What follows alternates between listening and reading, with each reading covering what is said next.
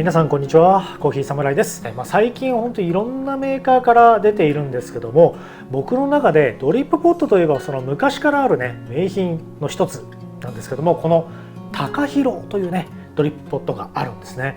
昔はそれこそその雪輪ですとかこの高広、あとはもうペリカンとかその月うさぎとかですかね。ドリップポットっていうとそんぐらいしかなんか思い当たらないかなっていう時代があったんですけど、そこからね数年経ちまして今やいろんなドリップポットが出ている時代でございます。そんな中でその老舗のですね高広から新しいドリップポットが出ました。高広コーヒードリップポットはるかという名前ですねになってます。サイズとしては 0.9 しかないんですけど、今のところですね通常タイプ 0.9 ですね。こちらともう一つね、高広といえば雫というシリーズがありますよね。ものすごく細いね注ぎ口をしたシリーズなんですけど、このはるかにも同じく雫というのが出ております。なので今回はるか通常バージョンと雫バージョンというのがね2つ出ております。コーヒーサムライチャンネル登録まだの方いらっしゃいましたら、ぜひチャンネル登録の方よろしくお願いいたします。それでは皆様ご唱和ください。コーヒーは自由だ。行ってみよう。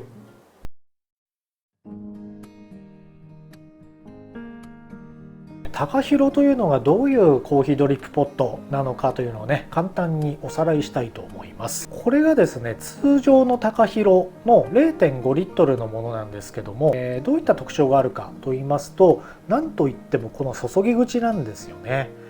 これがもう限界まで反り返らしたっていうので、これ出た時はねものすごく驚いた道具になります。すごいでしょ、この反りかかり方がね。これがいわゆるドリップをねする時にものすごくやりやすいよっていうのがねすごく特徴のドリップポットになってます。その後に出てきたのが、ごめんなさい、このねちょっと皮巻きはね全然違う仕様なんですけども、この雫というバージョンなんですね。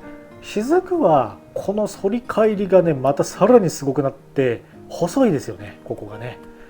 なので点滴ドリップをものすごくやりやすいというねドリップポットになってます。主に通常バージョンと雫の違いというのはこんな感じのね違いになっております。今回出ましたのが高広のはるかでございます。名前がいいですよね、はるかね。はるかの通常バージョンの方ですね。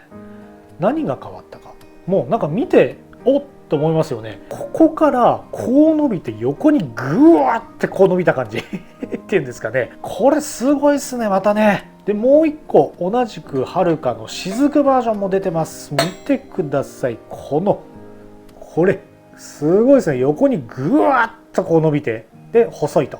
こっちが通常の高広ですね。これが今回のはるかでございます。もう一目瞭然ですよね。はるかの特徴というのはここが横にグワンと伸びているタイプで、さらにねちょっと僕がいいなと思ったのは取っ手の部分、これマット調になってますよね。ちょっとね通常の高広は、こんな感じでした。なんですけど今回ねこうやってマット調になってます。これ嬉しいですよね。持ち手もね今までがこういった感じのステンレスだったものに対してちょっとマット調のこういった感じになってます。握りがすごくね滑らかなんですよ。なのでこれもね改良されているなと思います。続いて雫ですね。こっちがはるかの雫バージョン、こっちが通常の雫バージョンですね。ほらこれも同じですね。横にグワーンと伸びてます。これが特徴的ですね。でここのマットも、今回のはるかのね新しいタイプになっています。でここまで見た時になんでこれがこうなったのかと言いますと、もうドリップやってらっしゃる方はもうわかるかと思うんですね。実験なんですけど、サーバーがありまして、通常のねこれ円錐型のドリッパーがあるとしましょう。今までのこの高広でやった場合、これやりやすいんですけどね、ぶっちゃけ今までの高広もね。ドリップをする時に、まず真ん中狙ってとかね、でのの字にこうやってやっていく場合、ちょっと奥にやりたいなと思った時にこの高さだとこうやってカンって当たっちゃいますよね、ここがね。なので仕方ないのでちょっと上に上げます。でこういうふうにやったかと思いますね。そうするとコーヒーをドリップする際にコーヒーの上にお湯を置くような感じでこうやるっていうのがねテクニックであると思うんですけど、それをやる際にちょっと上げなきゃいけなくなっちゃうということがありました。それを今回のはるかで解決をしたという感じですね。横にグーンと伸びているのでこうドリップしてた時に余裕がありますよね。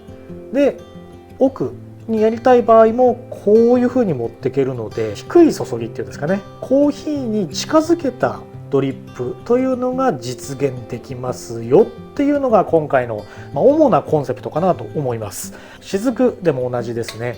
横にぐーんと伸びているので、はい、この高さ、この低さですねからでも十分カーンと当たらずにドリップを低いところからやることができますと。コーヒーとお湯の高さがちょっと気になるなっていう人にとってはね、このはるかというのはものすごくやりやすいドリップポットになるんじゃないかと思います。スピードをね結構重視したいという方なんかはこの通常バージョンでいいと思うんですよね。このね注ぎ口が太いじゃないですか、比較的。なのでスピードもある程度出ますよといった感じです。本当にね点滴ドリップをとことんやりたいとか、初心者の方なんかはこの細いタイプのね雫のタイプがいいんじゃないかなと思います。はるかの雫を使って、水でねちょっと実験をやってみたいと思います。はい、こんな感じですね。で狙ったところにスーッと落とすことができます。で低いこのね投入、高さが低い状態で奥の方もちゃんとカーンと当たらずにやることができますね。なので自分が落としたいところに対してこの高さを気にせずピンポイントで狙っていけるといった感じですね。はるかの通常バージョンの方ですねもやってみたいと思います。こんな感じです。でこっちはやっぱりね注ぎ口が太い分最後の方でもちろん細くすることも可能ですね、こうやって。なんですけど最後の方スピード上げたいなという方なんかはジャーっと最後、はい、こんなねぐらいまで、これはちょっとさすがにやりすぎですけどスピードとしてはねかなりこうやって出すことができますといった感じですね。